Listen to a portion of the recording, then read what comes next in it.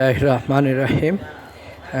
আফতারা বেগম, আমরা যার গড় দেখতেছি তিনি হলেন আফতারা বেগম। ওনার গড়ের অবস্থা খুবই শোচনীয়। রমজান মাসে শিলাবৃষ্টিতে ওনার গড় সম্পূর্ণ নষ্ট হয়ে গিয়েছে। এই মুহূর্তে ওনার প্রচুর সাহায্য প্রয়োজন, গড়ের টিন লাগাতে হবে। সবার সাহায্য নিয়ে তিনি গড়টি মেরামত করতে চান। 6 মেয়ে এবং এক ছেলের ওনার 5 মেয়ে বিয়ে দিয়ে দিয়েছেন, আর ছেলে ছোটো। সবার সাহায্য সহযোগিতা নিয়ে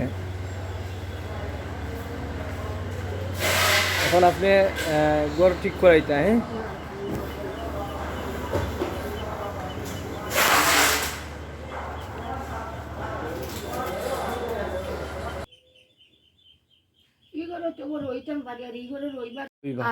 হ্যাঁ, আফতরা।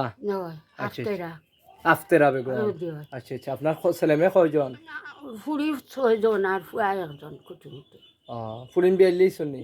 একজন গরু রইছে। এক ফুড়িও রইছেন গরু, আর বাকি বিয়া দিলেইছে।